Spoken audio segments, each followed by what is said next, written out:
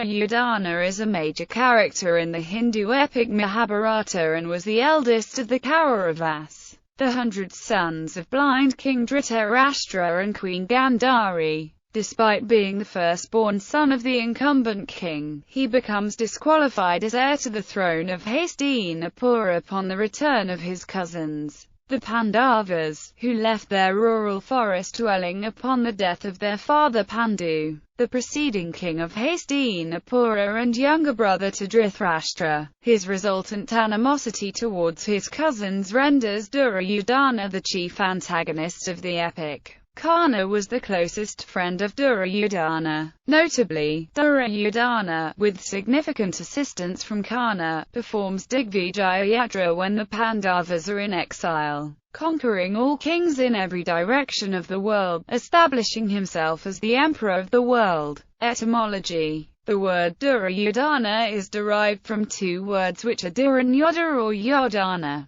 Dur means difficult or unconquerable, Yodha means fighting, and Yodhana means warrior. So this name has two meanings. Either it is the one with whom fighting is difficult, or unconquerable warrior. It is said that Duryodhana was once called as Suyodhana, which means great warrior, or he who fights well. But many people hold the misconception that later he was named as Duryodhana because of his misdeeds. Birth. Duryodhana is said to be the incarnation of Kali, the overlord of Kali Yuga and the embodiment of evil source. The day he was born, he unleashed a donkey-like scream which the donkeys outside the home replied to. Despite the advice from Vidura to discard the evil baby, Dhritarashtra kept the child because demons had received a boon from Shiva that the future king would be invincible. Some stories mention that Narada momentarily intercepted the demon Kali on his way to the earth when Duryodhana was about to be born in order to make him an embodiment of Arishadvargas and immorality in preparation of the era of decay in values and the consequent havoc. When Gandhari's pregnancy continued for an unusually long period of time, she beat her womb in frustration. This caused a hardened mass of grey-coloured flesh to issue from her womb. She implored Vyasa, the great sage who had blessed her with 100 sons, to redeem his words.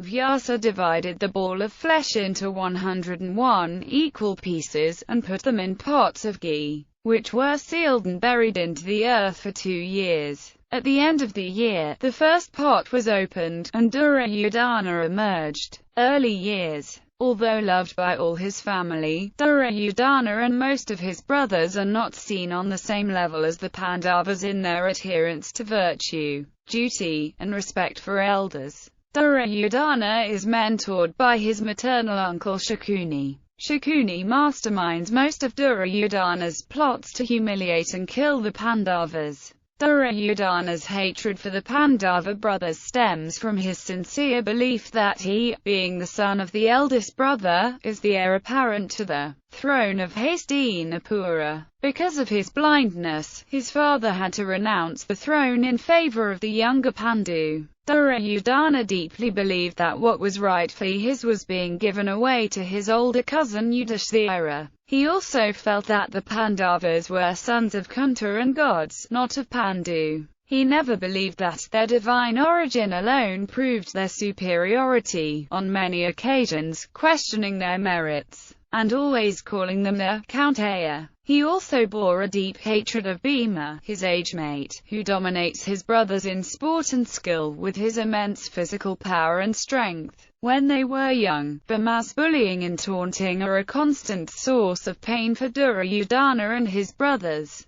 Training Duryodhana's body is said by Balarama to be lightning-made flesh. He is revered by his younger brothers, especially Dushasana. Learning martial skills from his gurus, Kripacharya and Dronacharya, he proved to be extremely skilled with the mace. He then went to specialize in mace fighting under Balarama and went on to become his favorite pupil. Tendencies and schemes. During their childhood, Bhima used his brute strength to inflict brutal cruelties on the Kaurava brothers. As Bhima was gluttonous, Duryodhana attempted to kill Bhima by feeding him a poisoned feast. but Bhima survived due to the poisonous bites from celestial Nagas which neutralized the poison he had ingested. Duryodhana then participated in a plot by Shakuni involving an architect Purochana who built an inflammable house by incorporating lacquer, animal fat, hay and various other fuels into the walls, and set it on fire when the Pandavas were occupying it during festive celebrations at Varnavata. However, Purochana was himself killed in the fire, and the Pandavas managed to fake their deaths and escape thanks to a brilliant counter-scheme by Vidura, usurping the kingdom. When the princes come of age, Yudhishthira is named as the crown prince due to his superior merits. After the Pandavas reveal that they have survived the wax house, with a new wife to boot,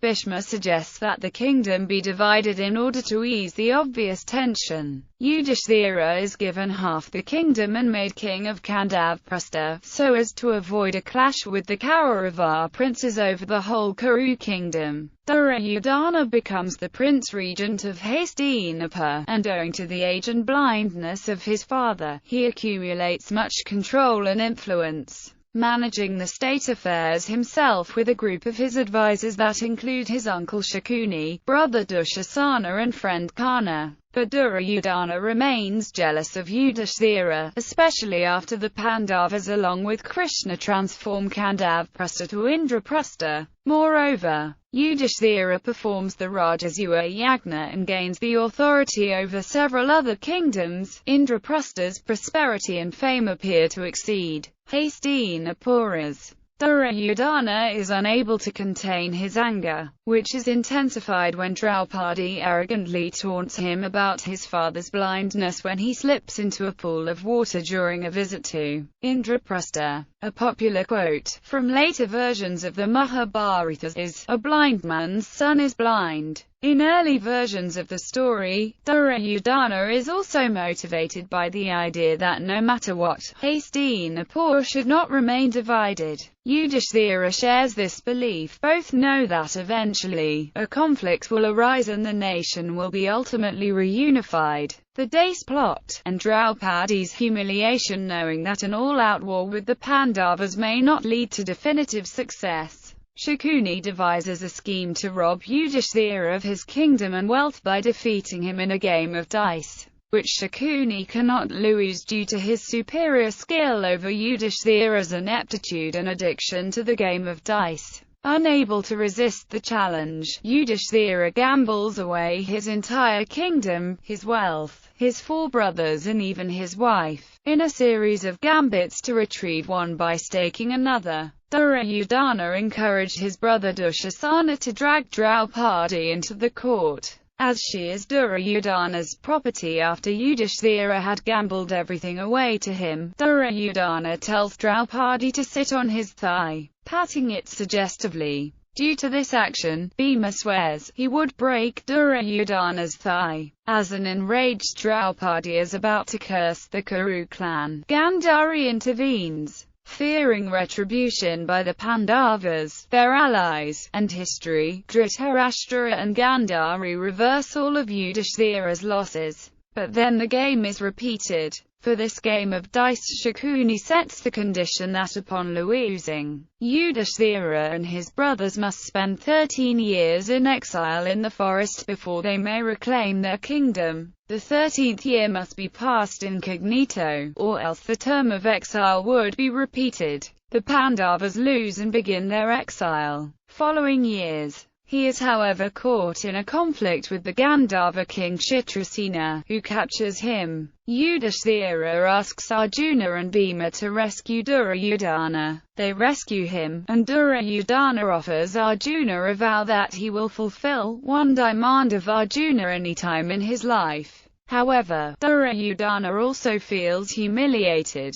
Setting his mind to die, Duryodhana pledges to fast unto death. He is pacified by Karna, who vows he will kill Arjuna in battle and to never drink wine until he does so. World Emperor Karna took up the task of establishing Duryodhana as the emperor of the world. Karna embarks upon a worldwide military campaign, otherwise called Digvijaya Yatra, bringing tribute and allegiance from all the world's kings. Karna helped Duryodhana to perform the Vishnava Yagna to please Vishnu and crown Duryodhana as emperor of the world, as Yudhishthira did with the Rajasuya Yagna. No person in the entire universe, except Lord Vishnu, had performed this Vishnava sacrifice. Duryodhana thus became the most powerful and the wealthiest man in the world. With the help of Karna, Duryodhana even made plans and preparations to conquer Indra, the lord of the heavens and the father of Arjuna, in order to become the sovereign ruler of both heaven and earth.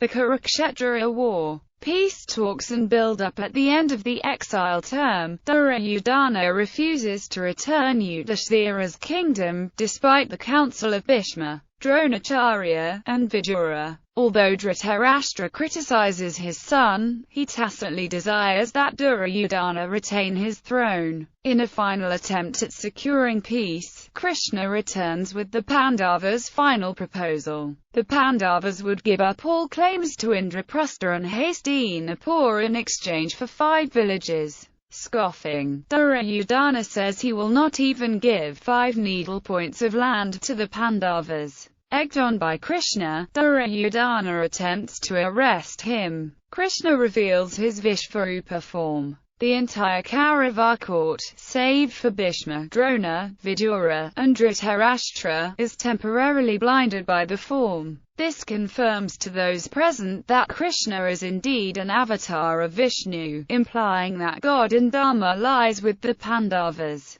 Duryodhana, in some versions of the story an outright atheist, brushes off the incident, not convinced of Krishna's divinity, and believing that strength of arms, not philosophy, would win him a war. Gathering the army with war inevitable, Duryodhana gathers support from his powerful vassals. The most legendary warriors, Bhishma, Drona, Karna, Kripa, Ashwathama, Bhargadatta, Shrutarada. Even those who were critical of him are forced to fight for Duryodhana due to their previous commitments. He ends up amassing a larger army than his rivals. Shakuni also advises Duryodhana to seek Krishna's help. Duryodhana rushes to Dwarka only to find Krishna sleeping. He waits at the head of Krishna's bed when suddenly Arjuna arrives with the same goal in mind. Arjuna waits at the foot of Krishna's bed. When Krishna wakes up, both Duryodhana and Arjuna appeal for his alliance. Krishna offers a choice of himself, completely unarmed, or the entire Varishni army. Duryodhana proclaims that, because he arrived first, he should get first pick. However, Krishna says that, because he saw Arjuna first, and because Arjuna is younger, that Arjuna gets the first choice. Duryodhana becomes worried, but is overjoyed when Arjuna elects to reject Krishna's army in favor of Krishna alone. Joyously, Duryodhana returns to Hastinapur with the Varishni army in hand, only to be rebuked by Shakuni, who comments that Krishna is worth many armies by himself. Duryodhana also manages to win the army of King Shalya, the maternal uncle of the Pandavas. Duryodhana intercepts Shalya's army as it comes to Kurukshetra and offers hospitality. Shalya accepts, thinking Yudhishthira had made the offer. After enjoying Shalya has enjoyed Duryodhana's comforts, Duryodhana reveals the treachery, and indicates that Shalya is now indebted to him. He uses this indebtedness to extract Shalya's army and support. Duryodhana wanted Shalya mainly so that Karna would have an equivalent charioteer to Arjuna's Krishna. Knowing Sahadeva's ability as an astrologer, Duryodhana asked him to fix the time for commencement of the war. During the war, Duryodhana repeatedly eggs on the invincible Bhishma and Drona to forward his cause, even though his main hope is Karna. He desires to appoint Karna as his commander-in-chief. However, Karna and Shakuni point out that his already reluctant allies would much rather fight under Bhishma, an older, experienced, god-born Kshatriya, than fight under a Sutaputra, son of a charioteer. Reluctantly, Duryodhana appoints Bhishma as the commander-in-chief. When Bhishma falls to Arjuna, Duryodhana appoints Drona as commander-in-chief and orders him to capture Yudhishthira alive, so that he may blackmail the Pandavas into surrender, or force him to gamble again. On the 13th day of battle, his heir Lakshmana is killed by Arjuna's son, Abhimanyu, who proceeds to try and arrest Duryodhana. Duryodhana participates in the brutal and unethical killing of Abhimanyu, but he is repeatedly frustrated, as the Pandavas succeed in downing Drona, and is emotionally distraught when Arjuna kills Jayadratha, his brother-in-law, to avenge Abhimanyu. And all along, Bhima is steadily slaying his brothers, increasing his misery and bringing him closer to defeat. It is said that Duryodhana never shed a single tear for any of his real brothers who were killed in the battlefield. But when his beloved friend Karna was slain, he was inconsolable. Duryodhana's hopes are finally shattered when Karna is failed by the cheating of Lord Krishna and Arjuna. Duryodhana appoints Shalya as the next commander-in-chief. On the final day of war, Duryodhana takes out his anger by killing Chekatana. As Shalya is killed by Yudhishthira, Duryodhana's paltry army once 11 Akshauhinis strong breaks, and the army is essentially routed. Having lost his horse, Duryodhana leaves the battlefield. He cools his body by entering a lake, all hope of winning lost. Yet he prepares for his final battle, for a death befitting a warrior on the battlefield, and hoping to reunite with his friends and relations in the afterlife. He re-emerges from the lake after Ashwathama and Kripa counsel him to face his destiny with courage.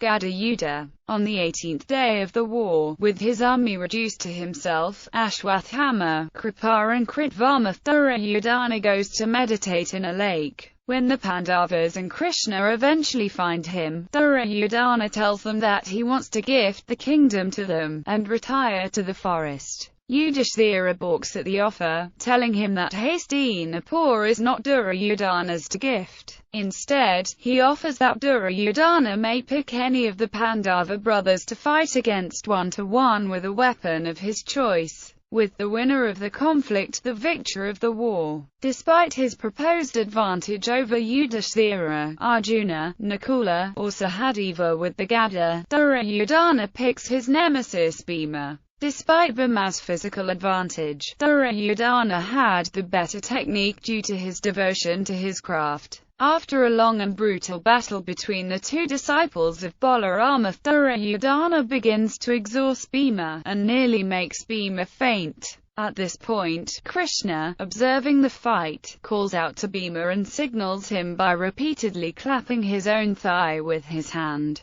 As intended, Bhima was reminded of an oath he had taken after the game of dice to crush Duryodhana's thighs. Bhima viciously attacks Duryodhana with a mace and strikes his thigh, mortally wounding Duryodhana. After having his face insultingly kicked by Bhima, Duryodhana bemoans that he was slain by unfair means, given that it was illegal to attack below the waist. Infuriated at the violation, Balarama, the brother of Lord Krishna, raises his weapon in attack. Lord Krishna consoles Balarama by reminding him of Duryodhana's evil deeds. Relenting but fuming, Balarama curses Bhima, and blesses Duryodhana with glory, naming Duryodhana his greatest pupil. Lying defeated, Duryodhana boasts to the Pandavas about how he will die a glorious death, about how he got to enjoy Hastinapur while the Pandavas were in exile, and about how he would now spend the afterlife in the company of his friends and relatives. He again eviscerates the Pandavas for all their chicanery during the war and decries their legacy. Venerating his own character, Duryodhana proclaims he will die happily. Duryodhana then turns to Krishna and specifically accuses him of engineering his defeat, calling Krishna the most sinful of the lot. Upon the conclusion of these words of Duryodhana, signs from the heavens validate the merits of Duryodhana's words. Beholding these exceedingly wonderful things and this worship offered to Duryodhana by heavenly beings, the Pandavas headed by Lord Krishna became ashamed. Hearing the words of Devas and Siddhas that Bhishma, Drona, Karna, Duryodhana, and others were cheated to death, the Pandavas became afflicted with grief and wept in sorrow. Beholding the Pandavas filled with anxiety and grief, Krishna said, "Yes, these men truly were invincible, while fought against fairly. But I had to uphold Dharma." Admitting what he had done, Krishna details his machinations to the Pandavas, while maintaining the necessity of the act and reminding all present where Dharma truly lay. The Pandavas, along with Yuyutsu, Krishna, and Satyaki went to stay in the Kaurava camp, while the rest of the army returned to their camp.